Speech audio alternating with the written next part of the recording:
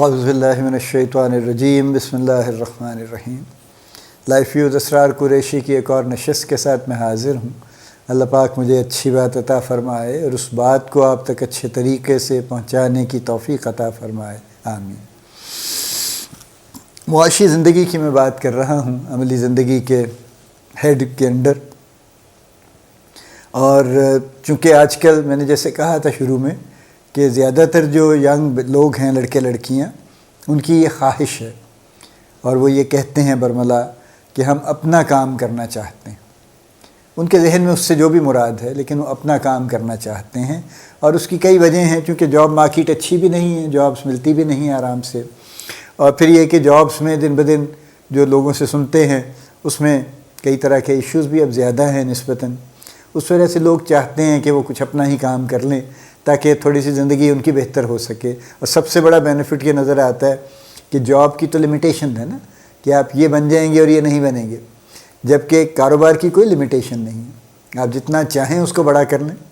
جتنی اللہ آپ کو توفیق دے، جتنی آپ محنت کر سکیں، وہ ایکسپینڈ ہوتا رہے گا، جہاں تک چاہیں کر لیں۔ نہ چاہیں تو آپ بے شک کھولی میں بیٹھ جائیں اور اسی میں بیٹھے رہیں ساری عمر۔ تو اس لیے یہ بات تو اچھی ہے، میں اس کے بالکل خلاف نہیں ہوں قطعاً۔ میری ساری گفتگو میں کہیں آپ کو یہ نہیں کہوں گا، اس لیے کہ میرا بلیف یہی ہے کہ آپ کام نہ کریں، اپنا کام نہ کریں۔ آئی وڈ نیور سے دیٹ ایکچولی۔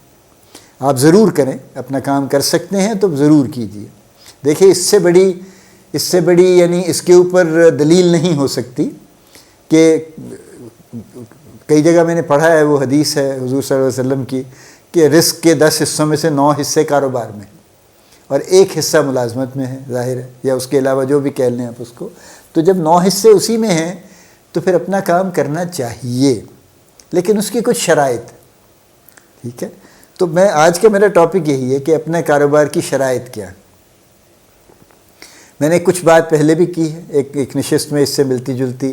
کچھ میں تھوڑا سا ایلیبوریٹ مزید کچھ اس پہ بلڈ کرنا چاہتا ہوں، کچھ نئی بات بھی اس میں ایڈ کرنا چاہتا ہوں۔ دیکھیے شرائط سے مراد کیا ہوتی ہے ہماری؟ عام طور سے اکنامکس کی ٹرمز میں یہ کہا جاتا ہے کہ جی آپ کے پاس if you have land, if you have capital, تو آپ کاروبار کر سکتے ہیں۔ پرانی سوچ ہے، یعنی 2 چیزوں سے آپ کر سکتے ہیں۔ تیسری چیز بعد میں اس میں ایڈ ہی جو ہیومن ریسورس تھا، جس کو پھر بعد میں ہیومن کیپٹل کہا گیا، کہ جی یہ 3 چیزیں آپ کو چاہیے کاروبار کرنے کے لیے، ٹھیک ہے۔ پھر چوتھی چیز آ گئی ٹیکنالوجی۔ جب انڈسٹریلائزیشن ہوئی تو چوتھی چیز آ گئی ٹیکنالوجی، پھر کہ ٹیکنالوجی بھی چاہیے، یہ بھی ایک آپ کا کیپٹل ہے ایک طرح کا، یہ بھی سرمایہ ہے، اس کے بغیر آپ کام نہیں کر سکتے، ٹھیک ہے۔ اب ٹیکنالوجی کی شکلیں بدل گئی ہیں، اب وہ ٹیکنالوجی بہت ریفائن ہو گئی ہے، بہت آگے چلی گئی ہے۔ جو ساری گفتگو اے آئی اور فلاں فلاں ہم کر رہے ہیں، وہ ظاہر ہے بنیادی طور پہ تو ٹیکنالوجی ہی ہے نا، لیکن ٹیکنالوجی کی شکلیں بدل گئیں، ٹھیک ہے۔ وہ پہلے ٹیکنالوجی مینوفیکچرنگ سے زیادہ ریلیٹ کرتی تھی، اب وہ ہر چیز سے ریلیٹ کرتی ہے۔ وہ مینوفیکچرنگ بھی ہے، وہ مینجمنٹ بھی ہے، وہ سپلائی چین بھی ہے، وہ ہر چیز میں ٹیکنالوجی کا ایک رول آ گیا ہے اس کے اندر۔ تو یہ چیزیں ہیں جو آپ کو چاہیے۔ ایک اور اینگل سے، سادہ اینگل سے دیکھ لیجئے، کہتے یہ ہیں کہ جی آپ مینوفیکچرنگ یونٹ وہاں لگاتے ہیں جہاں یا تو را مٹیریل اویلیبل ہو سستا قریب کہ آپ کو ٹرانسپورٹ نہ پڑتی ہو، ٹھیک ہے، یا آپ کے پاس وہاں اس ایریا میں ایکسپرٹیز بہت ہو اس کام کی، ٹھیک ہے۔ یعنی فرض کیجئے آپ شوگر ملیں دیکھتے ہیں لگی ہوئی ہیں جگہ جگہ پہ، آپ کو خاص طور پہ اگر آپ ٹریول کرتے ہیں بائی روڈ تو آپ نے دیکھا ہوگا کہ گنے کے سیزن میں بڑی بڑی ہیوج وہ ٹرالیاں بھر بھر کے، ایک بہت بڑی نویسنس ہے وہ جو چل رہی ہوتی ہے سڑکوں پہ، کہ نہ آپ اسے کراس کر سکتے ہیں نہ اسے کچھ اور کر سکتے ہیں، اور وہ بڑے خدا نہ ہیں بھی بڑی ڈینجرس۔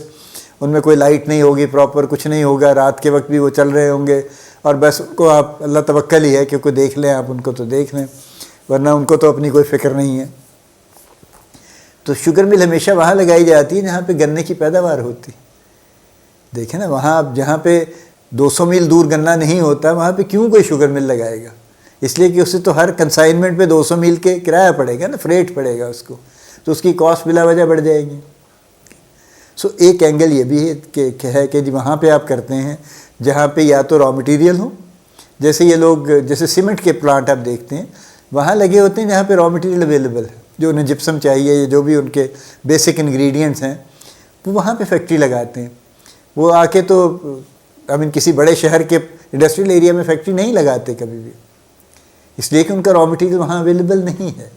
ایک تو یہ اینگل ہے جو بڑے بزنسز پہ اپلائی کرتا ہے۔ دوسرا ہے ذاتی اینگل، کہ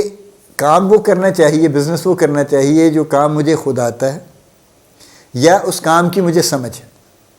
ٹھیک ہے۔ فار ایگزامپل میں ایک پرنٹنگ پریس لگانا چاہتا ہوں تو یا تو مجھے پرنٹنگ خود آنی چاہیے ہینڈز آن،